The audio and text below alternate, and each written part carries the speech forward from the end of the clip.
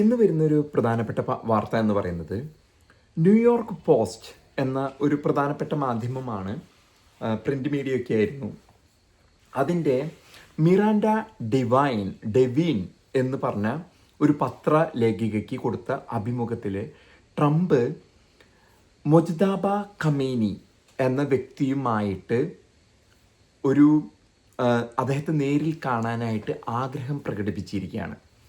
ഈ Mojtaba ഖമേനിയാണ് Ayatollah Ali Khamenei, ഇപ്പോൾ കൊല്ലപ്പെട്ട 86 വയസ്സുള്ള അദ്ദേഹത്തിൻ്റെ മകനാണ്.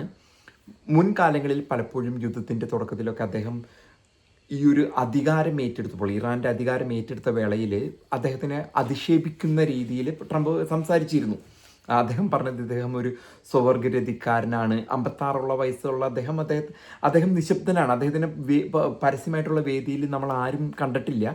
അദ്ദേഹത്തിൻ്റെ പിതാവ് കൊല്ലപ്പെട്ട ആ ഒരു ആക്രമണത്തിൽ പരിക്കേറ്റു എന്ന് എല്ലാവരും വിശ്വസിക്കപ്പെടുന്നു. കാരണം അദ്ദേഹത്തിന് ഇതുവരെ പ്രത്യക്ഷത്തിൽ ആരും തന്നെ കണ്ടിട്ടില്ല, പത്രമാധ്യമങ്ങൾക്ക് മുമ്പിലും വന്നിട്ടില്ല അദ്ദേഹം.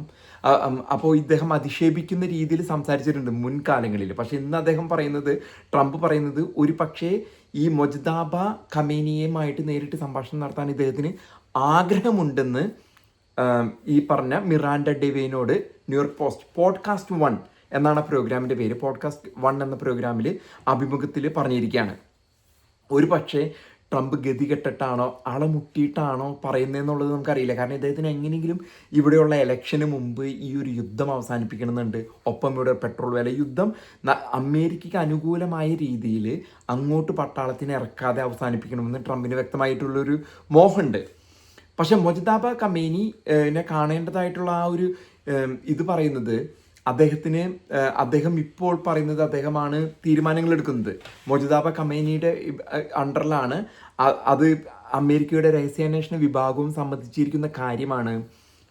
എല്ലാ കമൻറ്റും ഇപ്പോഴും വരുന്നത് അയത്തുള്ള ഖമേനിയുടെ മകനിലൂടെയാണ്. മകനാണ് തീരുമാനം, ഇറാൻ്റെ അവസാന തീരുമാനം. പ്രസിഡന്റ് പെസഷ്കനായിട്ട് ഇതുകളുണ്ട്. പക്ഷേ ഏറ്റവും തലപ്പത്ത് ഇദ്ദേഹത്തിൻ്റെ കാലുകൾ നഷ്ടപ്പെട്ടു, മുഖം ആക്രമണത്തിൽ ഇതൊക്കെ പറ്റിയെന്ന് പറയുമ്പോഴും ഇദ്ദേഹമാണ് ഫൈനൽ കമാൻഡ് ഇറാൻ്റെ.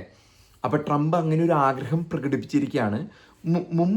മുൻകാലങ്ങളിൽ ട്രംപ് ഇത്തരത്തിലുള്ള ഒരു പ്രവൃത്തികൾ ചെയ്തിരിക്കുന്നത് north Korean president Kim Jong Un അദ്ദേഹത്തിന് സിംഗപ്പൂരിൽ പോയി കണ്ടു ട്രംപ്.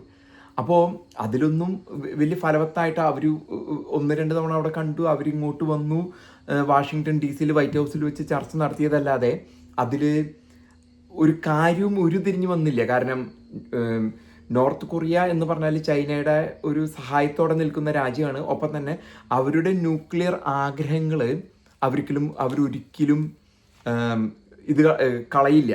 ട്രംപ് ചർച്ച നടത്തിയാലും അന്ന് ഒരു പക്ഷെ നിങ്ങൾക്ക് ചരിത്രത്തിൽ ഓർമ്മയുണ്ടെങ്കിൽ ഒരു 5, 8, 9 കൊല്ലം മുമ്പായിരിക്കാം സിംഗപ്പൂരിൽ വെച്ച് ഇവർ കാണുന്നു. അതിൽ ആ ഒരു യാത്രയുടെ പ്രത്യേകത, അന്ന് ട്രംപിൻ്റെ ബീസ്റ്റ് എന്ന് പറഞ്ഞ കാഡിലാക്കിൻ്റെ കാറ് ഇദ്ദേഹത്തിൻ്റെ കൈ പിടിച്ചല്ല കൊണ്ടുവന്നിട്ട് ഇതാണ് എൻ്റെ കാറ്, ഇത് ബീസ്റ്റാണെന്നൊക്കെ പറഞ്ഞ് കാണിച്ചു കൊടുക്കുന്നുണ്ട് ഈ കിം ജോങ് ഉന്നിന്. ഇത് എൻ്റെ കാറാണ്, നല്ല കാറാണ് എന്നൊക്കെ പറഞ്ഞിട്ട്. അപ്പോൾ കിം ജോങ് ഉന്ന് ഇത് കാണുന്നുണ്ട്. കിം ജോങ് ഉന്ന് ഇതുവരെ അങ്ങനെ ഫ്ലൈറ്റിൽ കയറി യാത്ര ചെയ്യാൻ ആഗ്രഹമുള്ള വ്യക്തിയല്ല. അദ്ദേഹത്തിന് ഭയമാണ്. ഒരു വിമാനത്തിൽ സഞ്ചരിക്കാൻ ഭയമുള്ള വ്യക്തിയാണ് കിം ജോങ് ഉന്ന്. പക്ഷെ അന്ന് സിംഗപ്പൂർ വന്നത് ചൈന കൊടുത്തൊരു പ്ലെയിനിലാണ്. സാധാരണഗതിയിൽ അദ്ദേഹം ഇങ്ങനെയുള്ള ചൈനയിലേക്ക് പോകുന്നത് ഒരു ട്രെയിനായിരിക്കും, ട്രെയിൻ യാത്രയിലാണ് അദ്ദേഹം പോവാറ്. പക്ഷെ അന്ന് ചൈന കൊടുത്തൊരു പ്ലെയിനിൽ ചൈനയുടെ നിർദ്ദേശപ്രകാരമാണ് സിംഗപ്പൂർ ട്രംപിനെ കാണാൻ വന്നത്. അതേപോലെ തന്നെയാണ് താലിബാൻ, അഫ്ഗാനിസ്ഥാനിലെ താലിബാനുമായിട്ട് ക്യാമ്പ് ഡേവിഡ് എന്ന് പറഞ്ഞ അമേരിക്കൻ പ്രസിഡന്റിൻ്റെ ഒരു അവധികാല വസതിയാണ് ക്യാമ്പ് ഡേവിഡ്.